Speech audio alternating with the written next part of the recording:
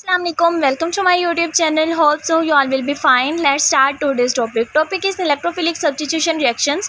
Last lecture में हमने general pattern of reactivity देखा था, जिसमें हमने देखा कि बेंजीन सिर्फ सब्स्टिट्यूशन रिएक्शंस देती है, एडिशन रिएक्शंस नहीं देती, और फिर हमने जनरल मैकेनिज्म भी देखा इसके सब्स्टिट्यूशन रिएक्शंस का। अब हम डिफरेंट सब्स्टिट्यूशन रिएक्शंस देखेंगे जो कि बेंजीन देती है। First of all is halogenation. Halogenation का मतलब क्या है कि addition of halogen in benzene ring. जब हम कोई हैलोजन ऐड करवाते हैं बेंजीन रिंग के अंदर, दैट इज़ कॉल्ड हैलोजिनेशन। अब अगर इसके कैटालिस्ट की बात करें तो इसके अंदर कैटालिस्ट हमारे पास FeBr3, AlCl3 यूज़ हो सकते हैं। रिएक्टेंट्स जो हैं that will B benzene and halogen. अगर हम हैलोजेंस के ऑर्डर ऑफ रिएक्टिविटी की बात करें तो ऑर्डर ऑफ रिएक्टिविटी इनका जनरल वही आता है कि फ्लोरीन 2 विग्रियस रिएक्शन देती है कि इसको कंट्रोल नहीं किया जा सकता। ब्रोमीन एंड क्लोरीन के नॉर्मली रिएक्शंस हो रहे होते हैं, और आयोडीन का रिएक्शन इतना स्लो होता है कि इसको क्या आयोडीन का रिएक्शन इतना स्लो होता है कि ये हम करवाते ही नहीं। आई मीन कि टू मच स्लो।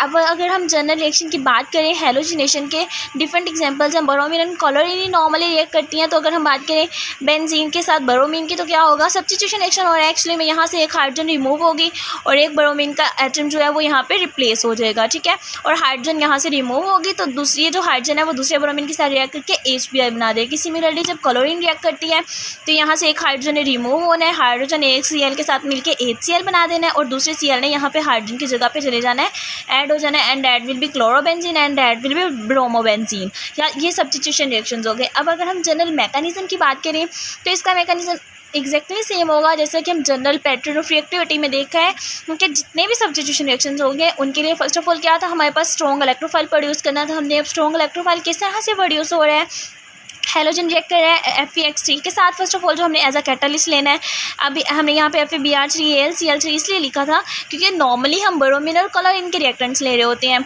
इनके साथ ही रिएक्ट करवा रहे होते हैं। लेकिन अगर हम जनरल बात करेंगे हैलोजिनेशन के लिए तो हम X वर्ड यूज़ करते हैं, जिसमें चारों की चारों हैलोजन आ जाती हैं, fluorine, bromine, chlorine and iodine. अब हमारे पास दैट इज़ आयरन हेलाइड, ये कैटालिस्ट ले रहे हैं। जब ये हैलोजन के साथ रिएक्ट करते हैं तो हैलोजिनोनियम आयन बनेगा और साथ में टेट्रा हेलो फिर 8 आयन बनेगा। ये दोनों हमारे पास जो आइंस हैं, ये अब इनमें से जो हैलोजिनोनियम आयन है दैट इज स्ट्रॉन्ग इलेक्ट्रोफाइल, इसने अटैक करना है बेंजीन के साथ।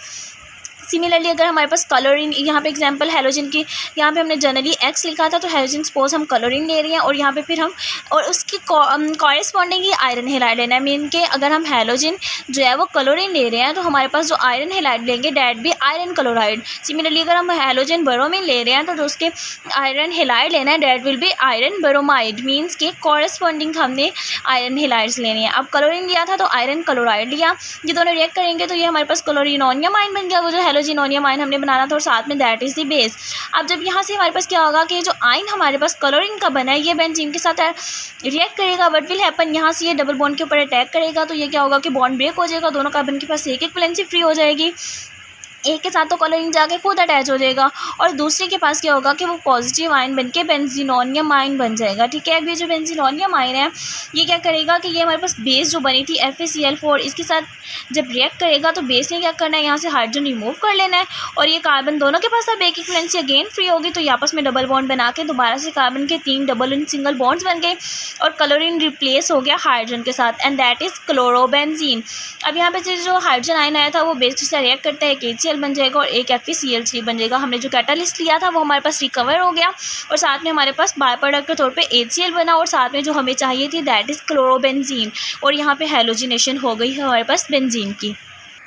यहाँ तक तो देखा था हमने हैलोजिनेशन, जिसमें हाइड्रोजन जो है वो सब्स्टिट्यूट हो रही थी हैलोजन के साथ। अब नेक्स्ट हमारे पास क्या हो रहा है, हमारे पास अल्काइल बेंजीन भी बन सकती हैं। अल्काइल बेंजीन क्या है, जिसमें हमारे पास जब अल्काइल बेंजीन रिएक्ट करती है क्लोरीन या ब्रोमीन, सॉरी अल्काइल बेंजीन बन नहीं रही, अल्काइल वहाँ पे सिंपली बेंजीन रिएक्ट कर रही थी हैलोजन के साथ।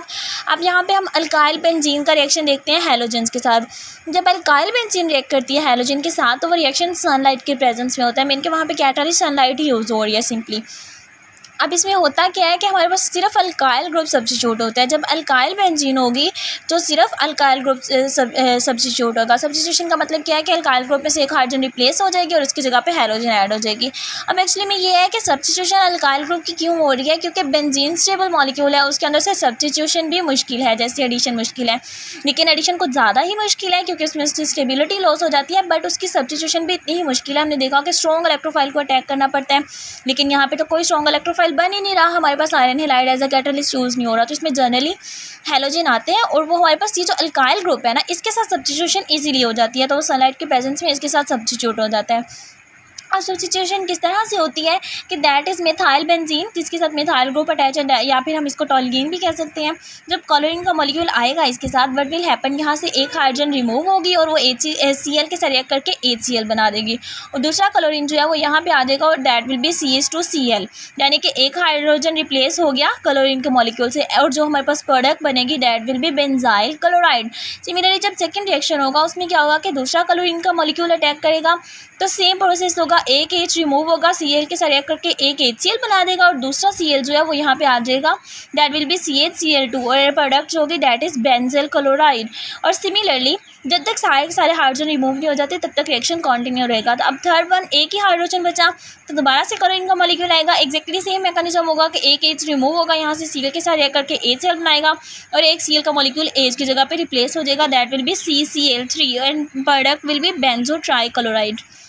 ये डिफरेंट रिएक्शंस है जो कि बेंजीन हैलोजन के साथ देती है। होप सो आपको वीडियो पसंद आई होगी। अगर आपको वीडियो पसंद आई है तो लाइक और सब्सक्राइब करना मत भूलिएगा। मिलते हैं नेक्स्ट वीडियो में, तब तक के लिए अपना बहुत ख्याल रखिएगा। अल्लाह हाफिज़। Thank you so much.